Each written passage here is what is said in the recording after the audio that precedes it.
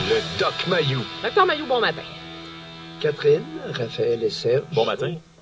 Tout à fait d'accord, Catherine, avec Robert et toi, Oui. concernant la remise en question du côté terroriste, Oui. du volet terroriste de l'attentat. C'est pas évident, cette histoire-là, que ce soit stricto sensu, c'est-à-dire au sens strict, un attentat terroriste. Oui. Ben, Alors, il y a une prudence à y avoir. On était... écoute, c'est pas un succès, là, le début de cette histoire-là. Hein? Ben, On a, comme tu as mentionné, Catherine, faussement accusé, c'est-à-dire faussement arrêté et faussement soupçonné, Belkadir. oui. C'est embarrassant. Ben, c'est embarrassant. Puis C'est embarrassant. Je voyais, c'est juste pour remettre les gens en contexte, hier matin, il y avait 2 arrestations. On parlait de 2 individus potentiels, dont Alexandre Bissonnette et l'autre individu. Finalement, on s'est rendu compte qu'il n'était qu'un témoin de la scène. Alors, je me rends compte, Dr Mayou, que hier, vous parliez des réseaux sociaux, que c'est extraordinaire. Oui, mais les réseaux sociaux mettent maintenant énormément de pression sur les médias. Alors, on veut tellement nourrir la bête qu'on est en train de faire des erreurs importantes. Moi, Catherine, je pense que ce sont les policiers, c'est le travail policier qui a été mal foutu, là. Vous pensez? C'est pas le dévoilement de ce nom-là, c'est pas par les réseaux sociaux, c'est par la police, là. Oui, sauf erreur. Mais je trouve qu'il y a un lien à faire. C'est que maintenant, même pour les policiers, il y a une pression. On veut tellement mettre la main sur les coupables que non, écoute, est-ce qu'ils n'ont pas voulu donner une espèce d'élan ou de couleur à cet attentat-là en partant? Ouais. On se posera en temps et lieu beaucoup de questions. Est-ce qu'on peut Mais toujours est-il que la haine, moi je ne veux pas te distraire de ton sujet. Non, parce que le propos haineux, c'est assez spécial, ça. Parce que quand on regarde, Dr Mayou, la définition de la haine, on dit sentiment qui porte une personne à souhaiter ou à faire du mal à une autre ou à se réjouir de tout ce qui lui arrive de fâcheux. Vouer à quelqu'un une haine implacable, aversion profonde, répulsion éprouvée par quelqu'un à l'égard de quelque chose. C'est parce que je ne sais pas comment poser. La haine peut être ouverte, oui. OK? La haine peut être dite, oui. La haine peut être mentionnée, mais elle peut être subtile, insidieuse, hypocrite. Et ce matin, on en a 3 exemples de haine déguisée, bien camouflée. Okay. Et le premier propos, c'est celui d'Amir Kadir. Il a déclaré ceci dans les médias. C'est sûr que des imbéciles avec des pulsions suicidaires et assassines, comme ce jeune Bissonnette qui a été arrêté, peuvent être gravement influencés par les propos d'un homme de cette stature, référant à Donald Trump. C'est un propos extrêmement haineux par un politicien qui est supposé être médecin au demeurant. Oui, mais je vais aller plus loin. Alors ça, c'est un exemple, c'est un exemple de propos haineux, très bien déguisé, mais un vrai propos haineux. Bien, il y a des auditeurs. Oui, OK. Continuez, puis je compléterai après. Je m'excuse, je ne voulais pas vous... Deuxième exemple. Le fameux Juno Katsuya. Michel Juno Katsuya. C'est un ex-agent de l'espionnage. Oui, on lui a parlé hier. Oui, et qui n'hésite pas à avancer sur RDI que certains animateurs de radio de la région de Québec ont du sang sur les mains. Oui. C'est terrible comme propos haineux, d'incitation à la haine.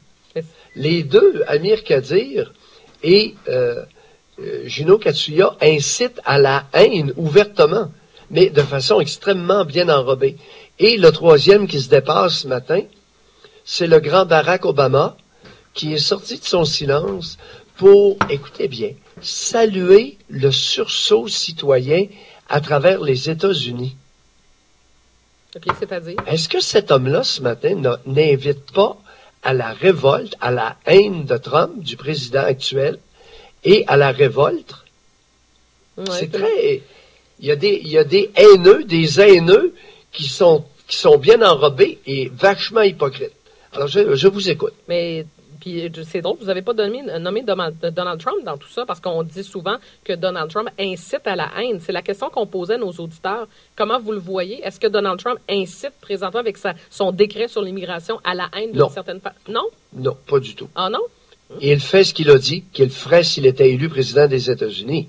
Catherine? Oui. On s'entend là-dessus? On s'entend là-dessus. Par contre... Alors, on n'a pas interprété ça. Il fait exactement ce qu'il a dit qu'il ferait s'il était élu président des États-Unis, et il a remporté les élections américaines. Oui. Oui, ça j'en... Alors là, Barack, il va falloir que quelqu'un lui explique ce que veut dire le mot démocratie. Oui, mais je vous pose, OK, écoutez-moi dans mon analyse, puis vous me direz si je suis dans le champ. OK? Hier, je regardais les choses aller.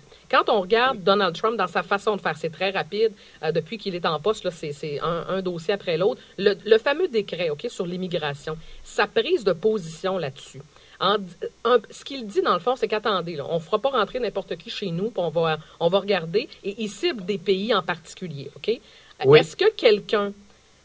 on va prendre le cas d'Alexandre Bissonnette. Est-ce que quelqu'un qui, dans sa tête, peut-être, a des façons radicales de voir les choses, est-ce que des propos et une façon de faire contre Trump, ça peut amener quelqu'un qui va pas bien à dire « Ah ouais, lui, il veut pas en laisser rentrer chez eux, ben moi, je vais m'en occuper personnellement aussi, puis je vais m'assurer qu'il n'y en ait plus qui rentrent chez nous. » Est-ce que vous comprenez ce que je veux dire? Est-ce que ça se peut qu'on... Non, je vais trop loin? Tout est possible. Tout est possible. Catherine, si tu me demandes, comme tous les avocats de la couronne me demandent, tout le temps, lorsqu'ils me contre-interrogent, pour mal me fait paraître. Est-ce que c'est possible? Et là, ils me soumettent toutes sortes de scénarios. Catherine, j'ai l'habitude de répondre, tout est possible. Non, mais je voulais pas mal vous faire paraître, là. C'était pas ça mon intention. Non, Catherine. Ouais. Mais je te le dis, ils le font. Les avocats de la couronne et certains avocats de la couronne le font régulièrement depuis 30 ans. Ouais. Alors, la question, c'est est-ce que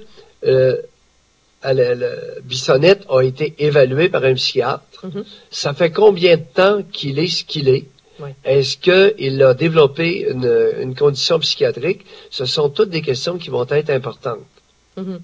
Mais je veux juste bien comprendre, Doc, ça veut dire que vous trouvez ça plus révoltant, un peuple qui est contre, en fait, je m'en ai dit un dictateur, c'est pas ça que je veux dire, mais un président qui barre, en fait, l'entrée au pays à des gens plutôt que le contraire? Que ce soit lui qu'on trouve qui exagère un petit peu trop?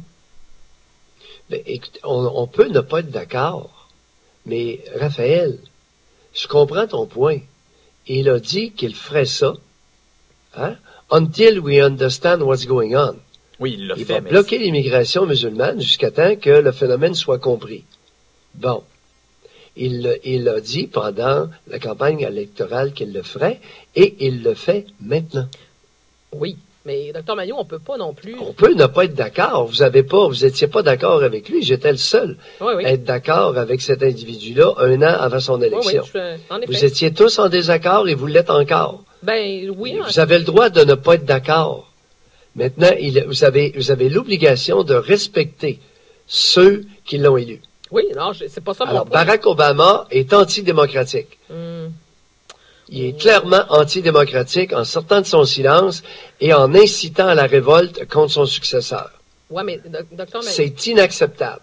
Oui, mais Dr. Mailloux... Et le geste d'Amir Kadir devrait être condamné ouvertement. Ouais, mais, justement, OK, je vais prendre la balle au bon sur Amir Kadir parce que j'ai une auditrice qui nous a écrit ce matin. Amir Kadir, est-ce que vous saviez qu'il possède chez lui une toile sur laquelle il est illustré? On voit Jean Charest mort. Il y a un article du Huffington Post qui faisait mention, lorsqu'on a fait des perquisitions dans sa résidence, vous savez que lorsque sa fille a été arrêtée lors des manifestations, c'est comme une parodie d'une toile qu'on retrouve chez Amir Kadir. Il l'avait à l'époque, là, c'est les enquêteurs du SPVM qui avaient trouvé ça chez lui. Donc, on voit cette photo-là. Et l'auditrice dit, c'est drôle, par exemple, j'ai l'impression qu'il parle des deux côtés de la bouche. Quand c'est lui, c'est pas grave, mais quand c'est les autres, on parle de propos haineux. Moi, avoir un Jean Charest chez nous, mort sur une toile, ben, laissez-moi me questionner, je trouve ça un peu limite. Est-ce que ça se peut? Oh, définitivement.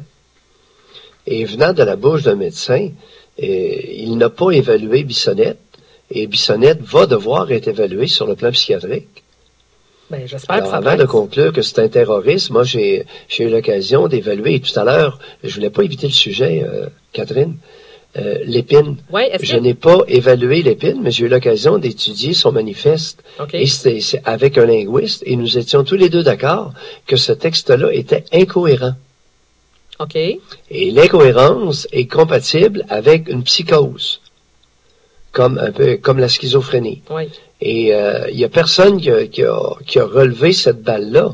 Mais à 10-11 ans, sa mère l'avait emmené en psychiatrie à l'hôpital Sainte-Justine, m'a-t-on révélé. Okay. Ça demeure être confirmé, mais il n'y a jamais personne qui a osé infirmer mon propos sur la place publique. Est-ce que c'est vrai que sa mère l'avait emmené à Sainte-Justine à 10-11 ans? Parce qu'il était bise. Alors, il va falloir faire la même chose avec Alexandre Bissonnette. Il va falloir que j'espère qu'on va le faire. Oui, j'espère qu'on va le faire. Et l'autre point, il y a un parallèle probablement beaucoup plus facile à faire avec Denis Lortie, qui avait reçu une mission de Dieu, souvenons-nous, de ce Québécois et natif de la ville de Québec. Ouais. De ce Québécois, natif de la ville de Québec, militaire de profession, et qui...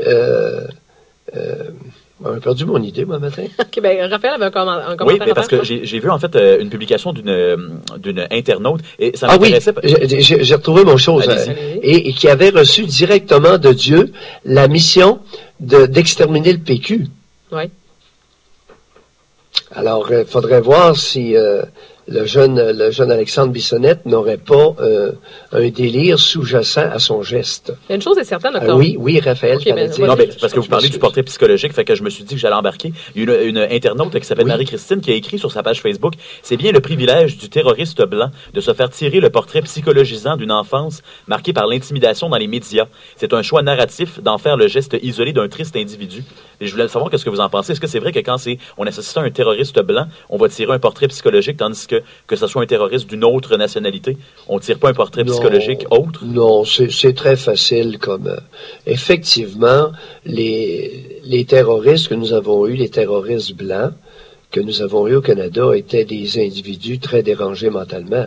Et Marc Lépine n'était pas un terroriste. C'était probablement, même si je ne l'ai pas évalué, je soupçonne un individu mentalement atteint suffisamment pour ne pas trop savoir ce qu'il faisait et ne pas être responsable de ses gestes. Ouais. Je l'ai toujours dit, je vais toujours le répéter. J'ai évalué Denis Lortie et j'ai été le premier à diagnostiquer une maladie mentale sévère chez cet individu qui était en lien avec le décès, l'assassinat de 3 personnes et de 13 blessés à notre Parlement. Mm-hmm. Mais Dr Mailloux, en terminant, est-ce que c'est pas dangereux ce qu'on est en train de faire? Parce que maintenant, ça va vite. On veut comprendre à qui on a affaire. Alors là, tout le monde se trouve une spécialité en psychiatrie, là, puis essaie d'analyser. Bon, là, c'était un jeune homme qui était solitaire, qui aimait les armes. Vous comprenez ce que je veux dire? Je trouve que ça n'a rien à voir. Alors oui, mais c'est intéressant, au contraire. Oui. Au contraire, la collectivité veut comprendre. OK. Son geste n'a rien à voir avec le fait qu'il était solitaire. Rien à voir avec le fait qu'il aimait les armes. Ah non? Non, ça n'a rien à voir. C'est que s'il y a un état mental en lien avec l'attentat, ça devra être de l'ordre de la psychose. Sinon, ce sera un terroriste, un fanatique, et ça existe des fanatiques aussi. Oui, oui. Mais non pas un malade psychiatrique. Un malade psychiatrique, il faut qu'il soit atteint d'une psychose. Est-ce que vous accepteriez de l'évaluer si on vous le demandait? Catherine? Oui. Oh. Tu as été devancée. Ah oui? OK. Par qui? Tu as été devancée.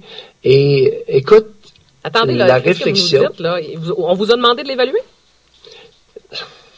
Ben là, c'est... On m'a approché. OK. Bon. OK. Et ma question est la suivante. Oui. Ça va brosser. Ça va brosser beaucoup. Est-ce que je préfère être le psychiatre expert d'Alexandre... Est-ce que je préférerais être le psychiatre expert d'Alexandre Bissonnette ou d'être le psychiatre commentateur indépendant d'une mouvance sociétale avec beaucoup de turbulences? Ben, je vous connais un peu depuis 1 an et demi. C'est drôle, je pense que j'opterais pour l'option 2. Est-ce que ça pense que je vais y aller pour l'option 2. Oui, hein? Ben, c'est un peu comme vous aviez fait pour Luca Rocco Magnotta, Dr Mailloux. J'ai été... Exactement, Catherine, tu as une très bonne mémoire. Oui. Et j'ai été sollicité à répétition. Je crois que c'est 10 ou 11 fois en 3 semaines par LCN à l'émission de Denis Lévesque pour être le psychiatre commentateur et vulgarisateur du travail des psychiatres au procès de Rocco Magnotta.